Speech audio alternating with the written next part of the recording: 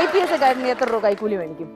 കൈക്കൂലൊന്നും മേടിക്കൂല. കൈക്കൂലി മേടിക്കുന്നത് police government പറഞ്ഞത് കൈക്കൂലി മേടിക്കരുത്. അഥവാ ആരെയും കൈക്കൂലി മേടിച്ചാൽ ഓലെ പോലീസ് പിടിക്കോ? എന്നിട്ടില്ല ചേട്ടനൊന്നും പോലീസ് പിടിച്ചിട്ടില്ലല്ലോ. എവിടെ ഇരിക്കുന്നു റെഡ് ഷർട്ട് ചേട്ടൻ? ഓല ഇനി ഇതാക്കുന്നൊന്നുമില്ല. ഓല് ഈ വില്ലേജ് ഓഫീസർ ഇല്ലേ, ഓല് താനെ പൈസ ഉണ്ടാക്കി ഒരു ധീമ കൊണ്ട് വെക്കുന്നതാണ്. ഓല് വെറുതെ എന്തോ ഒന്ന് പറഞ്ഞെന്ന് വെച്ചാൽ സത്യമായിട്ട് നിങ്ങൾ അടിക്കരുത്. അതൊന്നത് ഓല് കളവാ പറഞ്ഞേ. ആദ്യം മനസ്സിലാക്കുന്നു. നിങ്ങൾ വിചാരിച്ച ആളല്ല ആ കുട്ടിക്കുന്നത്. അതെ, ഞാൻ ചോദിക്കട്ടെ, ഞാൻ പറഞ്ഞതല്ലല്ലോ, ആ കുട്ടിയല്ലേ പറഞ്ഞത് കൊറേ കട്ടകട്ടായിട്ട് കാശ് കൊണ്ടുവരൂന്ന്. ഞാൻ പറഞ്ഞില്ലല്ലോ. കട്ടകട്ടായിട്ട് കാശ് ഉള്ളത് അത് ആ ഇതിൽ തന്നെ കൊണ്ടുവന്നിട്ട് രാവിലെ പോകുമ്പോ അവിടെ ഒരു ഇതുണ്ട്, ഇവര് പറഞ്ഞ ആ സ്ഥലം അവിടെ കൊണ്ട് വെക്കുകയാണ് ചെയ്യുന്നത്. അല്ലാണ്ട് കൈക്കൂലി വലിച്ച് ആടെ കൊണ്ട് വെക്കലല്ല. അതല്ല നല്ലൊരു സ്ഥാപനക്കാരൻ്റെ അത്. അതെ അതെ, ആ ചേട്ടനോട് പറഞ്ഞ് മനസ്സിലാക്കണം. എന്റെ അടുത്ത് പറഞ്ഞിട്ട് കാര്യമില്ല. ഞാൻ കൈക്കൂലി മേടിക്കുന്ന ആളല്ല. കൈക്കൂലി മേടിക്കുന്ന ആളല്ല അവള്. ഇത് ചെറിയ കുട്ടിയാ. അപ്പൊ ഓനെന്തെന്ന് പറഞ്ഞെന്ന് വെച്ച് അത് ആടെ സീരിയസ് ആയിട്ട് ഈ സിനിമാക്കാരൊക്കെ കുഴപ്പമാണ്. ഞങ്ങൾ സിനിമാക്കാർക്ക് എന്താ കുഴപ്പം? കുഴപ്പമെന്ന് പറയാന് ഇപ്പൊ എനിക്ക് കഴിയൂല. കാരണം അത്രക്ക് ഉണ്ട് നിങ്ങളെ കുഴപ്പങ്ങള്. എണ്ണി പറയാൻ പറ്റാത്ത കുഴപ്പങ്ങളാ സിനിമാക്കാർക്കുള്ളത്. ഞാൻ എന്താ ഇപ്പൊ ഇവിടെ ഉള്ള സത്യങ്ങളൊക്കെ അല്ലേ പറയിപ്പിക്കുന്നത്? ഞാൻ ആരെ കൊണ്ട് നുണ പറയാറുണ്ടോ? നിങ്ങൾ ഈ നേരത്തെ എന്തായാലും പറഞ്ഞത് സത്യം മാത്രം വെളിപ്പെടുത്തണോ? അങ്ങനെ അല്ലേ പറഞ്ഞേ? അതാണ് പറഞ്ഞത്. അപ്പൊ ഞാന് ഒരു വീട്ടിലാണ്. എന്താ ആ സ്ഥലം ഒന്ന് മാറ്റിക്കൂടെ? ഇപ്പൊ ആ സ്ഥലത്തേടോ. അപ്പൊ ഞങ്ങള് സത്യം പറഞ്ഞു. അപ്പൊ ഞങ്ങളെ മാത്രം ന്യായമുള്ളത്. നിങ്ങൾ വല്ലപ്പോഴും വീട് മാറിക്കൂടെന്നല്ലേ ചോദിച്ചേ? നുണ പറയാൻ ഞാൻ പറഞ്ഞായിരുന്നോ? നുണ പറയാൻ ഞാൻ പറഞ്ഞില്ലല്ലോ. പറഞ്ഞായിരുന്നോ നുണ പറയാൻ? പറഞ്ഞു. എപ്പോ പറഞ്ഞു? നുണ പറയാൻ ഞാൻ പറഞ്ഞില്ല. ആ സ്ഥലം ഒന്ന് മാറ്റുന്നതായിരുന്നു നല്ലതെന്നാ പറഞ്ഞത്. നിങ്ങൾക്ക് അവിടെ നിന്ന് വീട് മാറാൻ പാടില്ലേന്നാ ചോദിച്ചത് ഞാൻ.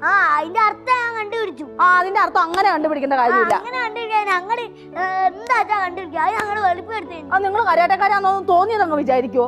വിചാരിക്കൂ. പിന്നെ പിന്നെ അങ്ങനെ വിചാരിച്ച കൊള്ളത്തില്ലല്ലോ ഈ ചെറുപ്രായത്തില് തന്നെ. ചെറുവായോ വലുവായൊന്നൊന്നുമില്ല കരാട്ടയില്. കരാട്ടയിൽ സ്റ്റാൻഡേർഡാ. അതെനിക്ക് മനസ്സിലായി, നല്ല സ്റ്റാൻഡേർഡ് ആണെന്നുള്ളത്. ഈ കുട്ടിപ്പട്ടാളെന്ന് പറഞ്ഞ പ്രോഗ്രാം കാണാറുണ്ടോ? ഇതിനെ കുറിച്ചുള്ള അഭിപ്രായം എന്താ? ഇത് കുറച്ച് സ്റ്റാൻഡേർഡ് ആണ്, പക്ഷെ നിങ്ങൾ സ്റ്റാൻഡേർഡ് ആണല്ലോ. ഇച്ചിരി കൂടുതലായി പോയി. ഞാൻ നേരത്തെ തന്നെ പറഞ്ഞില്ല, ഒരു നെട്ട് കൂടുതലാന്ന് പറഞ്ഞില്ലേ? ഒരു നെട്ട് കൂടുതലായിരിക്കും. അതല്ലേ നിങ്ങളൊക്കെ ഒതുക്കണേ ഒരു നെട്ട് കൂടുതലാവും. പൈസക്ക് വേണ്ടി വരും ഇങ്ങനെ അധ്വാനിക്കുന്നു. ഞാനേ ഇവരോട് ആരോടും ഇവിടെ ഇരുന്ന് പണി നോക്കാൻ പറഞ്ഞിട്ടൊന്നും അല്ല കേട്ടോ. ഇവരെ എന്നെ പണി എടുപ്പിക്കുന്നതാ ഇപ്പൊ നിർത്തി. ഞാനും ഇത് ചെയ്യുന്നത് പണിയാ. അല്ലാണ്ട് ഞാൻ ഇയാൾ ഇരിക്കുന്നവരെ കാര്യം കയറ്റി അല്ലല്ലോ ഇരിക്കുന്നത്. ഞാൻ ചെയ്യുന്നത് എന്താ പണിയല്ലേ? സാമൂഹ്യ സേവനമല്ലേ? സമൂഹ സേവനം അങ്ങനെ പറയാൻ പറ്റും. എന്നിട്ട് പറയും സാമൂഹ്യ സേവനം. സമൂഹ സേവനമല്ല, സാമൂഹ്യ സേവനം. ജോലിയൊക്കെ അയക്കും. പക്ഷേ നിങ്ങള് ഈ സിനിമയിലൊക്കെ എന്താ ചെയ്യുന്നത്? എന്തെന്നാ ചെയ്യുന്നത്? ഉദാഹരണത്തിനാ നിങ്ങള് കല്യാണം കഴിച്ച അന്നേരം ഒരു സിനിമാ നടന്റെ കൂടെ അഭിനയിക്കാൻ അതിനുള്ള ഫീലിംഗ് തോന്നൂലേ? അതിനുള്ള ഫീലിംഗ് ഭർത്താവിന് തോന്നൂലേ? അതൊക്കെ നിങ്ങൾ ആലോചിക്കണോ? അതൊക്കെയാണ് തിങ്ക് ബ്രെയിൻ എന്ന് പറഞ്ഞ സാധനല്ലേ.